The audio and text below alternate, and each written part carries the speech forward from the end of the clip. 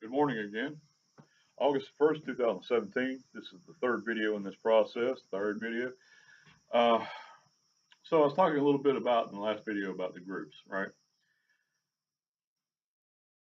What's the purpose in this? What is the purpose in this project? For me, it's about changing my lifestyle. If you could have seen me several years back, I have been at the most 325 pounds. Okay.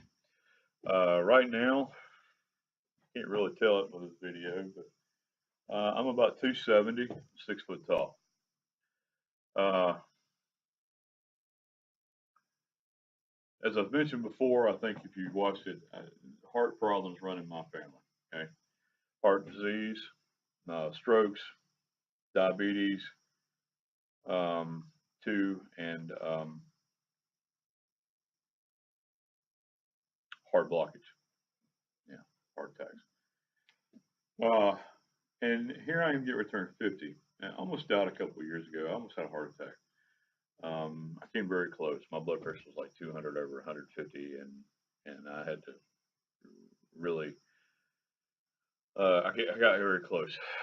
I was like, another 10 BP below having a heart attack. I probably would have, but anyway. So this to me is about lifestyle change.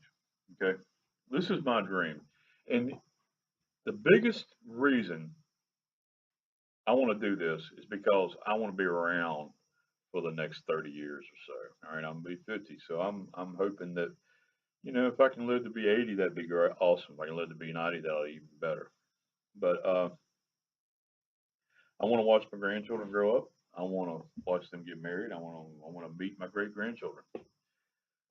So this is about lifestyle change for me. Now, why do I want to include groups?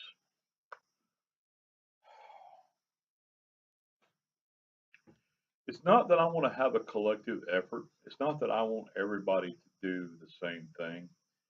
But when we think about what happened with Christopher Columbus, let's take that as an example, okay? Well, obviously, it'd be very hard to make a big boat like the Mayflower go by one person. You're going to need people to do the things that you need to do. But,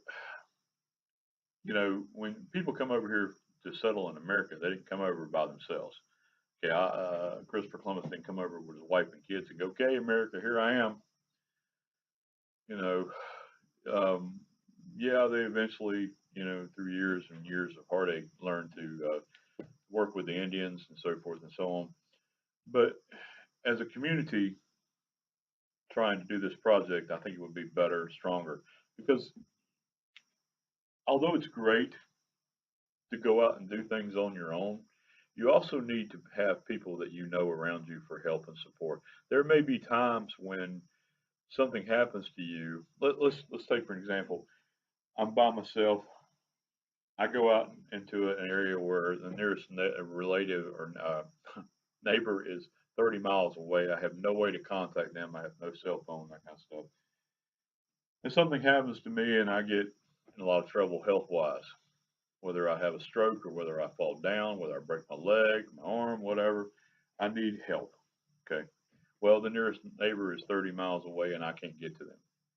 I heard a story about a guy who was living on his own with about 20 dogs and he had some health issues and he ran out of food and couldn't get help and ended up eating all his dogs to keep himself alive and eventually he ate all his dogs and had nothing left and died. All right. So doing things on your own is great. I'm all for it, but in reality, life is a lot better with people around you. There's a sense that I want to make of a community, okay? That of people helping each other. All right.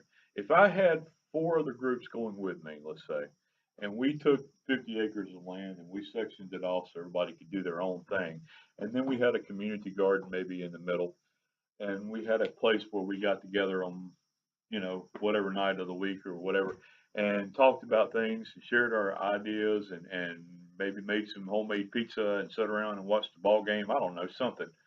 Yes, I'm going to have a direct. I'm going to have a satellite or something so we can have our TV. Um, So I don't want to do this by myself. I want to do it with the community. Now, finding 4 other groups of people that I'm making get along with that being stuck out in the 30 miles away from everybody that there's going to be have to be a set of rules, and those set of rules are simple. They're what we have now, the 10 Commandments, whatever. So thou shalt not steal, thou shalt not lie, thou shalt not try to steal their neighbor's wife, whatever. All right, so thou uh, those rules will go in effect. So you got your little community there of people that understand that there are laws that have to be obeyed, and we don't break them. Okay, I'm not talking about making stupid, crazy laws. I'm just talking about the laws that we have today. All right. So anyway, I think this project would be stronger with the community. And so, with that in mind, the idea is to invite other people to go with me, not just by myself. And they do what they think they need to do to survive. And we get to videotape them doing it, and they videotape themselves, and we show what their do's and don'ts are, what works for them and what doesn't work for them, and everybody gets to learn from it. Because again, this is not about making money. This is about changing the way we live. Okay? What's wrong with the way we live today? Well, there are a lot of great things. There are a lot of great things in advancements, medicine, health issues. All these things are wonderful, and I'm not complaining about them. And when I think about what the military is doing for us to keep us safe, what police officers are doing for us, what firemen are doing for us to keep us safe, I am very proud of that. Okay, this is not about running away from things because I don't agree with them. This is about wanting to change my lifestyle. This is about wanting to be as self-sufficient as I possibly can. I'll give you an example. You see all these movies about the world coming to an end, right? People, the grocery store suddenly is bare. People are going around going crazy because they have nothing to eat and they're stealing from their neighbors and they're doing all this stuff because there's no other option for them. I want to be at a place in my life where if the world ends and chaos begins, I can put food on my table for my family. I can defend myself, and I can be self-sufficient as I possibly can. Okay, and that's my goal out of this. Do I hate what's going on in the world? No, I don't hate it. I'm not running away from it, but I want to be as self-sufficient as I possibly can. Okay. There's a thought that runs through my mind, and it's kind of crazy. I'm sitting here in a county park. There hasn't been a bear sighting around here forever, and I'm sitting here thinking, what if this was Alaska and I was making this video? What would be one of the things I would be thinking about? Well, here I'll be thinking about crazy idiot people out in the woods watching me. Okay, homeless people that may have to put a tent up because they have nowhere to go.